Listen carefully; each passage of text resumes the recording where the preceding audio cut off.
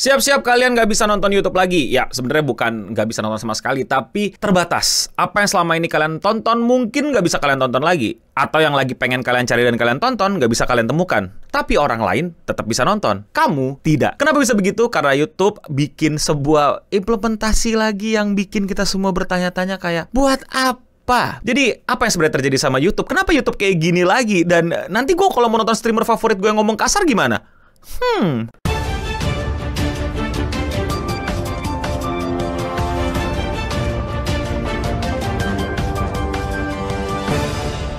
Jadi ini adalah follow up dari sebuah video yang udah gue bikin beberapa hari lalu yang thumbnailnya kayak gini. Recapnya adalah YouTube itu kasarnya pengen ngebuat sebuah sistem yang udah diimplementasikan sekarang, yaitu sistem untuk menebak, tebak-tebakan umur lu pada para penontonnya. Jadi YouTube berusaha untuk dapetin info tentang lu siapa, umur lu berapa. Enggak. Jadi kalian nggak perlu nutup webcam atau gimana, karena YouTube diam-diam akan nge-snapshot terus kayak AI tracking face atau gimana, sehingga kalian bisa diidentifikasikan kalau kalian itu bukan anak kecil. Ya, ini semua lagi-lagi balik ke perlindungan anak yang menurut gua udah terlalu berlebihan. Terus gimana dong cara YouTube tahu gua umur berapa? Dari tontonan lu.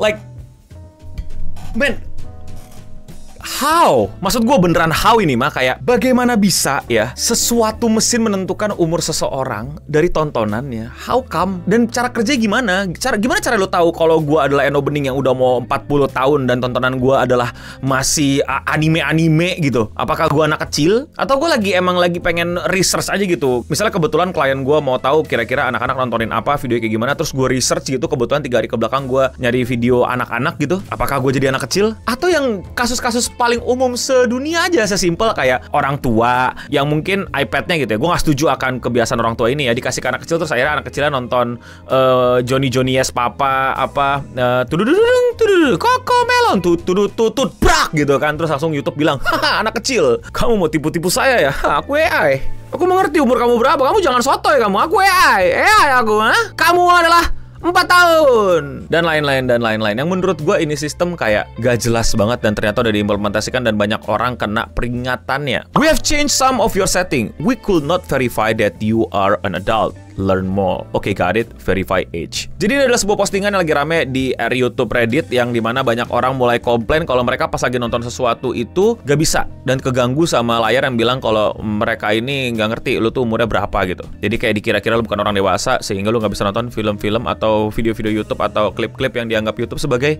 dewasa. Fitur ini emang diciptakan YouTube gara-gara gue udah bahas lagi di video ke belakang yang thumbnailnya kayak gini, yang dimana beberapa negara itu udah mulai melarang sosial media itu ditonton atau apa ya, diberikan konten-konten yang tidak layak dikasih ke anak kecil gitu. Jadi setiap orang itu mesti verify umurnya. Intinya ribet. Intinya nggak sebebas dulu. Intinya internet itu ribet banget dan gue nggak suka yang kayak gini. Ini menurut gue sangat-sangat membatasi dan kebebasan kita dan lain-lain, dan jangan sampai kita menggunakan cara-cara bajak laut untuk bisa menikmati konten-konten gitu. Ya, jadi UK tiba-tiba kayak bikin semacam peraturan gitu loh, kayak buat melindungi anak kecil ya internet harus bisa membuktikan kalau dia orang dewasa gitu. Tapi anak kecil tetap bisa di internet gitu, tapi orang dewasa harus buktiin kalau dia orang dewasa gitu. Kayak ribet banget. Gue pribadi adalah orang yang gak terlalu mau ribet ya, dan menurut gue ekstrim aja gitu. Anak 18 tahun itu jadi kasih sosial media. Internet boleh, aplikasi-aplikasi kayak pesan makan, pesan ojol, komunikasi buat orang tua, itu buat gue penting banget. Tapi sosial media, YouTube atau Twitter, Instagram dan lain-lainnya nggak usah kalau belum punya KTP. Gue se-ekstrim itu loh. Padahal gue adalah orang yang,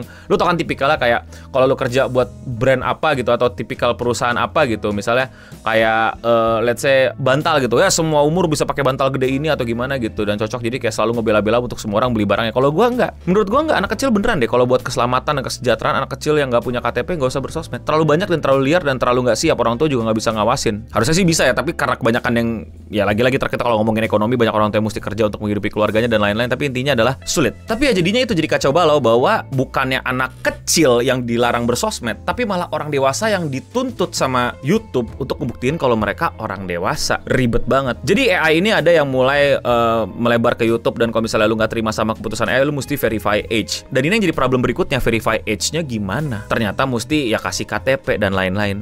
Nah, data kita diapain tuh? Banyak orang yang kayak nggak peduli sama data. Gue juga nggak tahu lah, data gue udah tersebar di mana-mana. Gue nggak suka dan gue pengen itu semua juga hilang gitu ya. Tapi gue tahu kenyataannya bahwa data kita terbengkalai itu dan tidak seterjaga itu. Gue ngerti. Tapi masa mau dibikin lebih parah? Ya gue nggak mau lah data pribadi gue kesebar dengan gampang begitu aja, dan apa jaminan ini nggak kesebar dan lain-lain gitu loh. Apalagi perusahaan-perusahaan yang bergerak di ngumpulin data gitu. Paling demen mereka dapat data-data pribadi kayak gini, apalagi KTP lu. Gue nggak bilang YouTube bakal mengacaukan data kita atau bahkan dia pakai third party. Third party itu jaminannya apa gitu? Kalau misalnya YouTube nggak mau disalahin, third party itu jaminannya apa? Jadi intinya gue nggak bisa yakin apa jaminannya kalau data kita bakal aman aja kalau kita store KTP mulu. Di Indonesia sih gue rasa belum ada yang kena ya, karena baru diimplementasikan di Amerika. Dan jangan sampai ke Indonesia sih. Kalau sampai ke Indonesia ya, lu mau nonton streamer yang mungkin sering ngomong kasar, sering kode redeem, nggak bisa lu tonton karena lu dianggap anak kecil. Padahal lu udah gede. Kebetulan ada streamernya main game-game bocil yang kayak Roblox gitu. Ini salah satu komentar orang-orang di Reddit yang ngomongin hal ini ya. The day has happened to me on my account from 2006.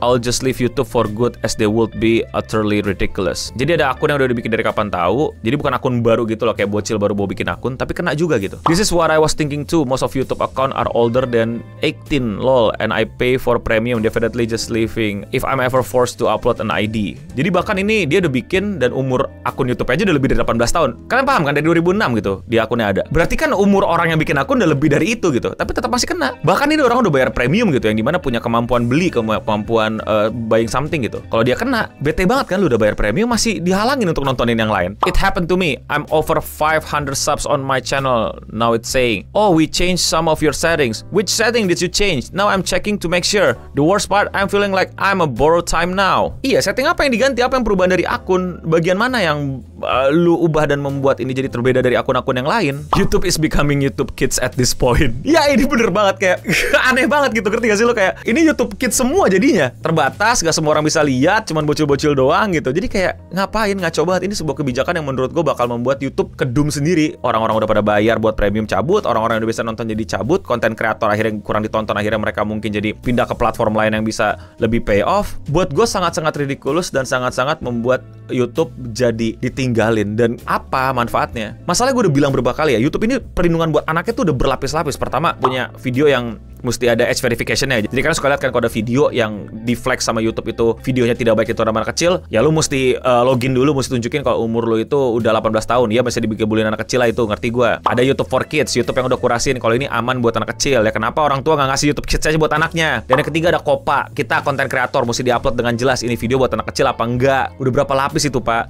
Dan lagian kalau misalnya mesti upload KTP dan lain-lain untuk membuktikan umur, itu juga nggak valid. Maksudnya gue bisa aja kan punya bocil brangcuy brengsek kayak gue gitu, anak gue gitu, terus dia pakai KTP gue untuk gue buktiin dia apa, ujung-ujungnya dia tetap bisa nonton. Atau sesimpel ya dia minjem handphone gue buat nonton. Jadi apa yang dilindungi sama YouTube dengan keadaan kayak gini, dengan AI kayak gini, dengan sistem implementasi kayak gini? Yang ada dia bakal banyak kehilangan penonton. Streamer, konten kreator bakal banyak kehilangan penonton. Kacau lagi ekosistem YouTube, dikalahin lagi sama TikTok. Ntar ngambek lagi Amerika, perusahaan-perusahaan Amerika bilang TikTok di ban dong, dari Cina itu dari Cina.